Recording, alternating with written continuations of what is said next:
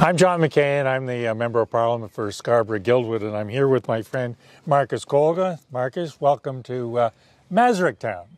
Now, Masaryktown, for those of you who don't know, is a community set up by the Czech and Slovak communities many, many years ago.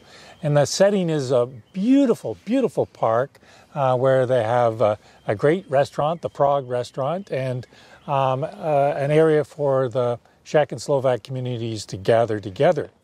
In the community center is a monument, and this is the monument that is dedicated to the annihilation of 62 million people by communism.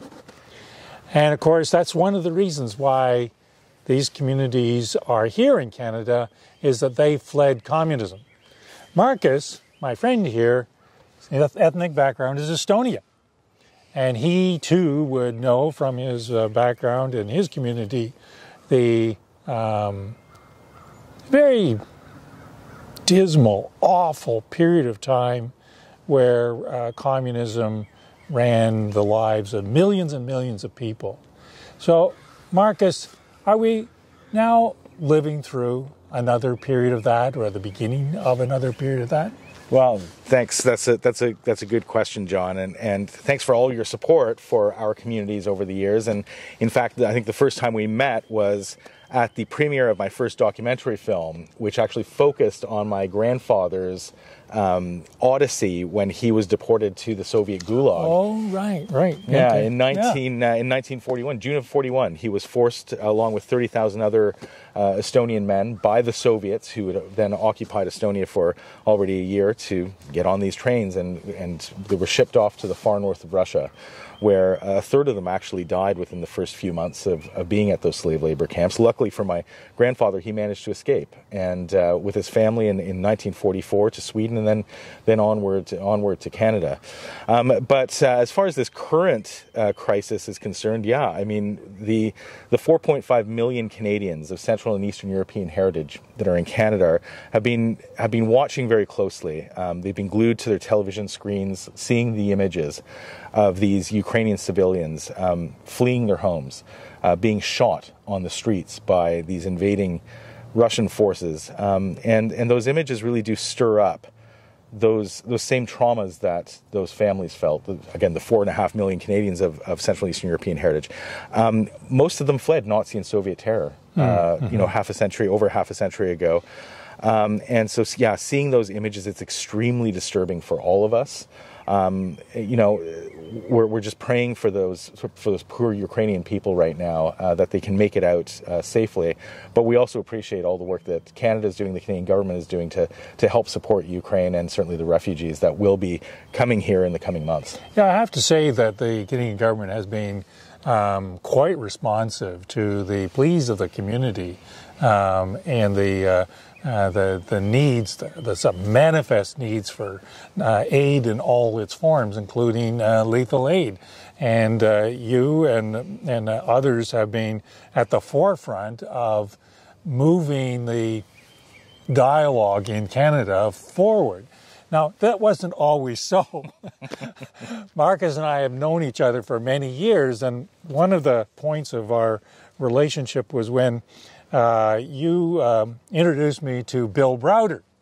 Now, that name might be familiar to some of the people, and what we were talking about was Magnitsky sanctions. And sanctions have been in the news a lot lately, and that's been an area in which Canada has moved quite aggressively.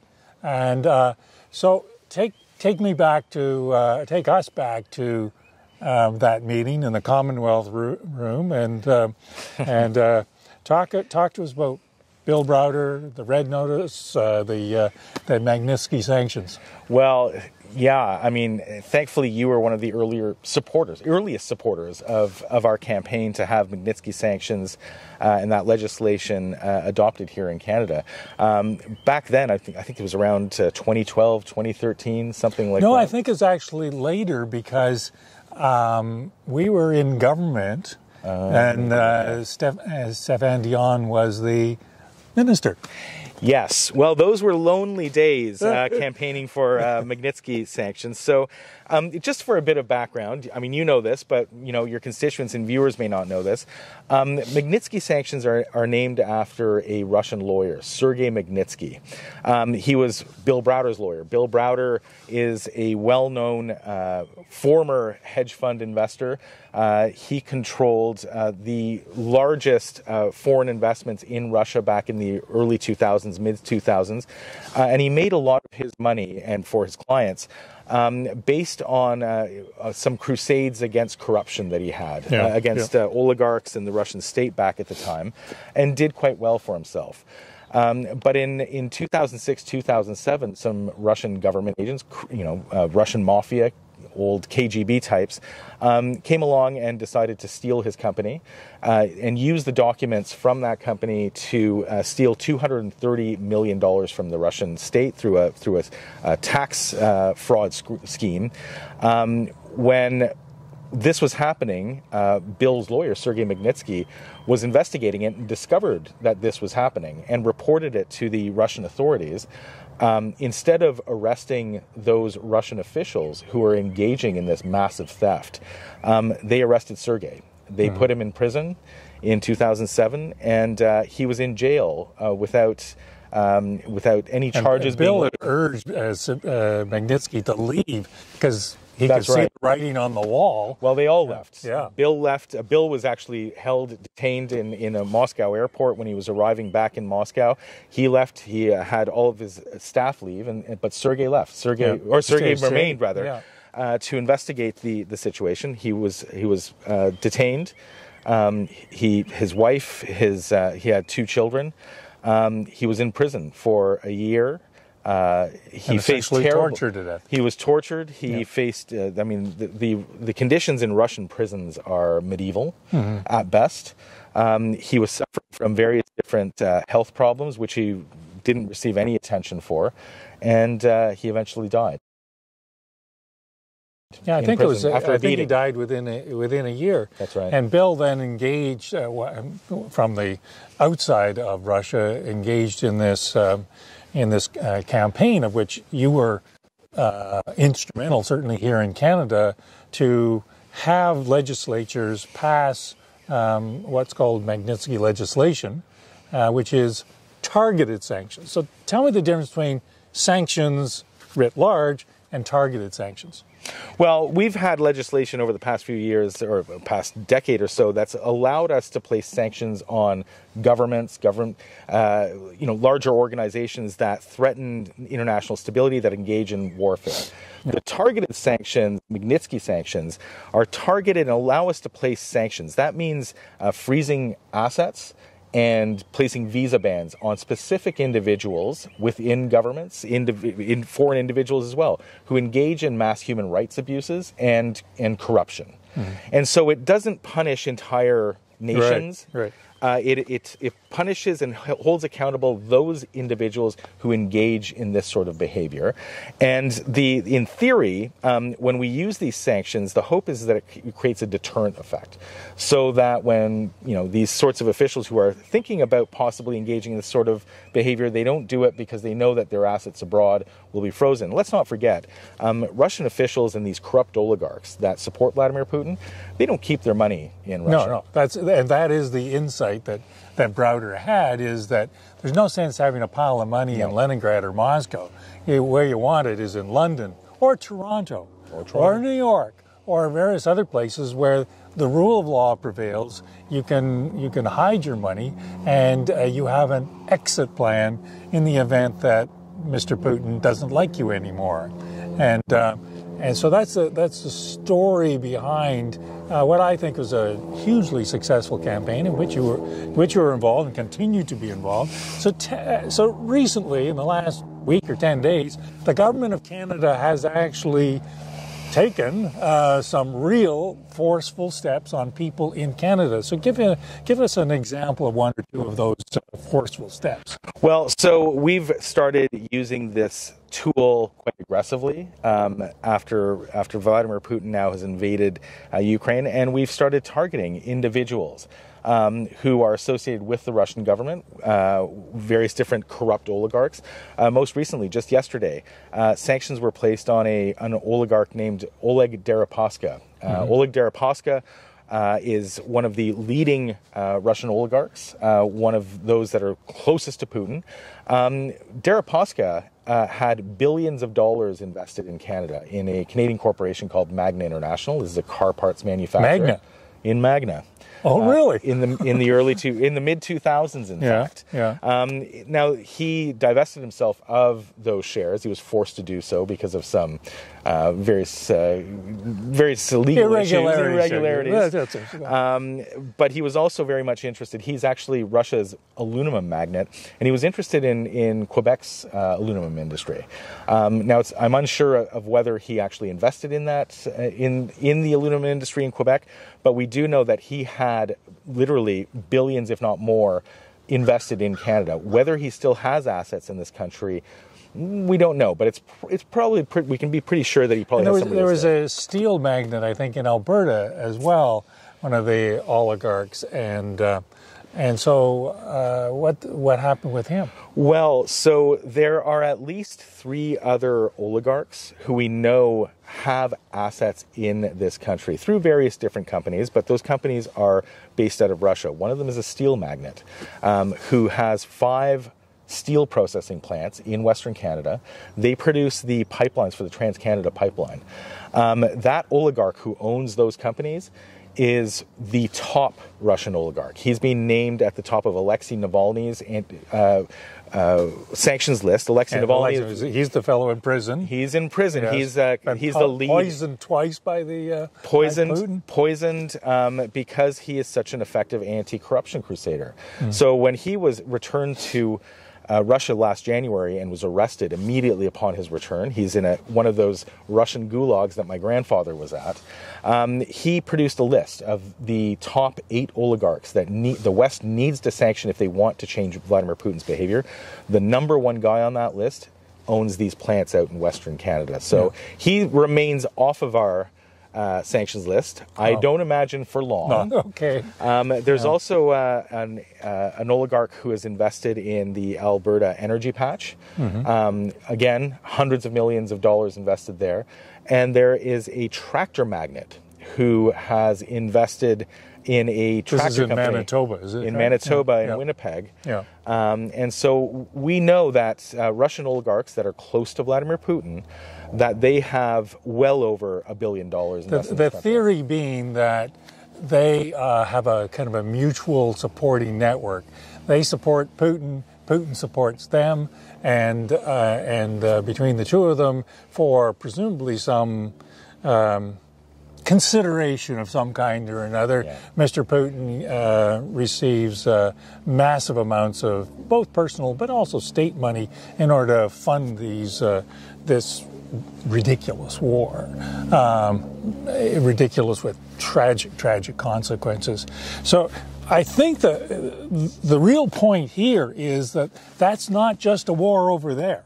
Right. That's a war here. Exactly. And Mr. Putin, in his own perverse sort of way, has made Canada aware of how deeply entrenched Russian oligarchs are in our own Canadian society. But, you know, Marcus, that's not been your only crusade. I know you've been on that one for 10 or 15 years, and after 10 or 15 years, you're an overnight success because the Canadian government is actually acting on these things. But what's been disturbing to me as we watch the Ottawa blockade and the way in which the Ukrainian war is unfolding is the misinformation and disinformation campaign carried on not only by the Russian government, but by other governments as well, including the Chinese government. Yeah. But I'd be interested in your thoughts on how this misinformation, disinformation campaign is unfolding here in Canada, and how Canadians are trapped in this world of mythology. Yeah. Well, listen, I think the first thing that we need to understand is why someone like Vladimir Putin engages in this sort of activity. Vladimir Putin is not popular in his own country. The popularity that he has is manufactured through propaganda that he targets his own people with. And so what he needs to demonstrate to them is that democracy is bad, because democracy, let's be frank, is bad for Vladimir Putin. He wants to stay in power. He's changed the constitution of his own country so that he can now remain in power until 2035 or longer. And so when his people rise up and look at countries like Estonia, Latvia, Lithuania, Canada, and say, you know, the democracy that they have, that the lifestyle that those people have, we want that too. And what Vladimir Putin needs to demonstrate to them is that it's bad. You don't want that. As dangerous to his political health. That's right. Yeah. And democracy is messy, and it is. It's chaotic sometimes. But he wants to make it seem as unpalatable to his own people as possible. And so he engages in disinformation. He promotes conspiracy theories, lies through his state propaganda channel, RT, through various different proxy channels. And he targets the most divisive and polarizing issues in our society. And he introduces these conspiracy theories and narratives to pull us apart, to polarize us. Like Band-Aids and vaccines and all the rest of the stuff. Up is down, down is up. To confuse the heck out of us. And it seems to have been working, especially during the COVID crisis, during the pandemic. He's been doing exactly that. And he's been doing it to try and erode our trust in our media, to erode our trust in elected officials. You are evil to everyone. You're representing the elite. And he's been doing this using anti-vaccination, anti-lockdown narratives. His allies have been doing it. But underneath all that is an undercurrent of anti-government, anti-authority sort of narratives. Right.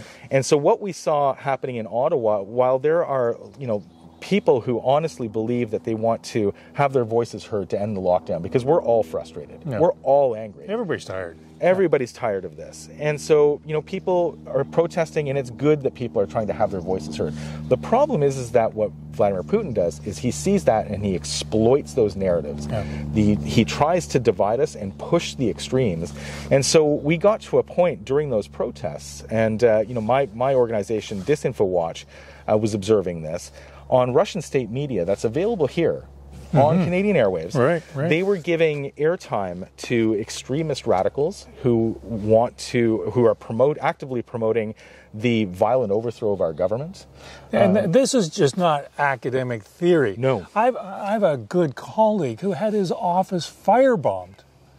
I've been in politics for 24 years. Having your office firebombed. I have another colleague who all the windows in his office were smashed. I have colleagues in my caucus who were afraid to go across from their homes or their offices into Parliament Hill. This is Canada, for goodness sakes. But this is the outcome that Vladimir Putin wants. That is the impact that he wants to intensify. He wants to intensify that sort of those fears, the violence, the anger. That is what he's trying to do. And Canadians need to realize that this is happening. It's happening every day, every minute. It works. It is very cheap for him to do that, and he is trying to undermine and subvert our democracy. And he's having immense success. You look at the 2016 election in the United States. How can you forget? That was a dream election for him. That's right. The misinformation and disinformation on Hillary Clinton elects a person who is manifestly unfit for the office, who subverts American democracy at every turn, and, for us more directly, subverts NATO. And NATO, up until this past few weeks and months, was a very divided organization. So, ironically, Vladimir Putin has done us a huge favor. He's bringing us together. Yes, exactly.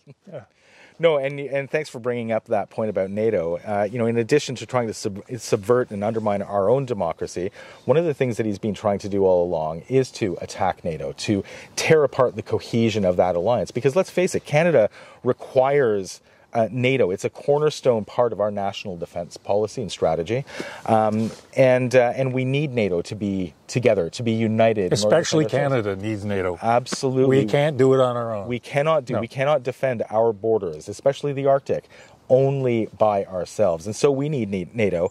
But Vladimir Putin also knows that he cannot compete with NATO and with Canada and against the United States when NATO is together. And that's why he's been actively trying to pull us apart and pull the alliance apart as well. And you're right. I mean, he's done a great job of bringing us back together while trying to tear us apart. So I think we're in better shape today than when we were 2 weeks ago. It is a bit perverse to think that his disinformation, misinformation campaign has led. But it is a new world.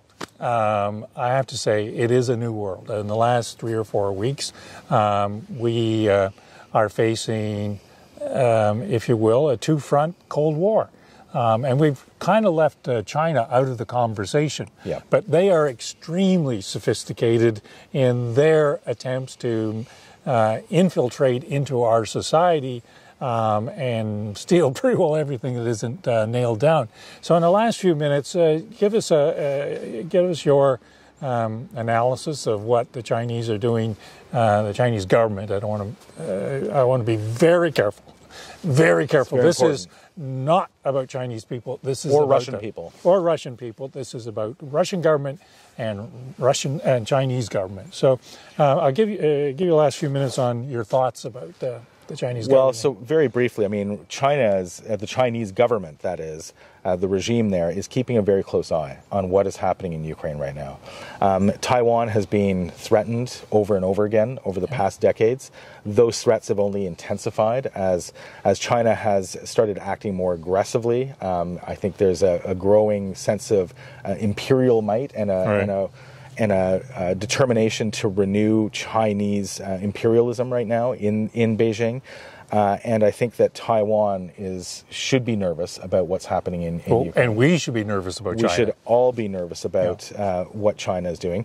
At the same time, my sense is that China is not altogether comfortable with Vladimir Putin's behavior right now either.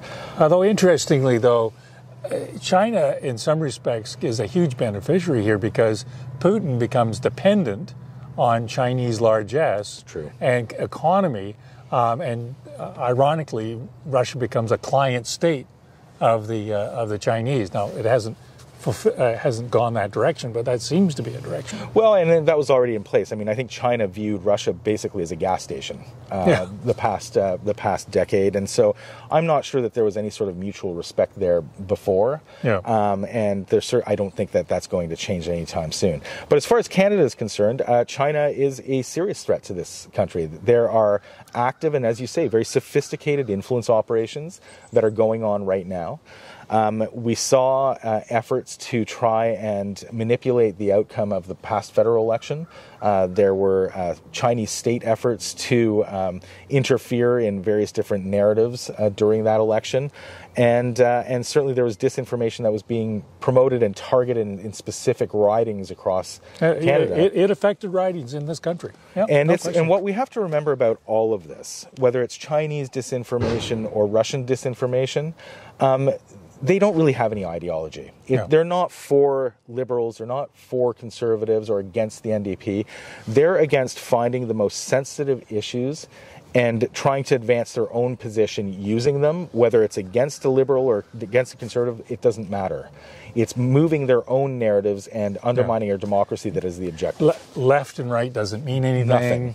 Liberal, conservative doesn't mean anything. Wedge, that means everything. And the greater divisions you can divide in society.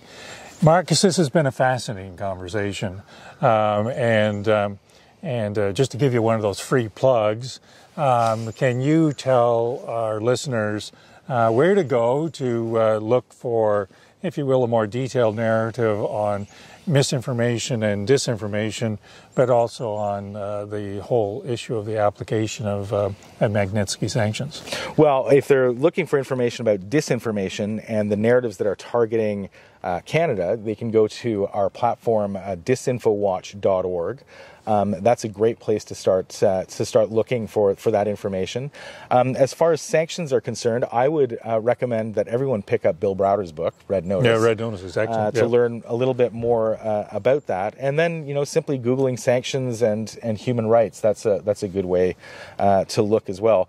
And I want to thank you for all the support that you've shown for human rights. And for democracy over the past decades. I don't think there's any single MP in Ottawa who's done as much for those causes. Oh, come on. Well, you've been there all along, Yeah. and it's appreciated by, I think, all the Central and Eastern European communities. And, keep up the good fight. I know it's not easy, but you're doing it, and I want to thank you for that. Well, thank you for that. And it is... It's difficult times. It's very difficult times, and I don't know that it's quite sunk in for us in Canada here. We think that everything happens over there, when in fact lots is happening here. So thank you for your work. Thank you for bringing it home, and why this war, these misinformation, disinformation campaigns, these sanctions are relevant to us here in Canada, but particularly here in Scarborough. And I just want to thank you for doing this, and thank the people at Masaryktown for allowing us to use their facility, and to encourage those of you who live in Eastern GTA to drive down Scarborough Golf Club Road and make a turn into the park here, and just sort of see this monument, which is really quite dramatic in its own way. So thank you. Appreciate it, Marcus. And I hope we can talk again. Thank you.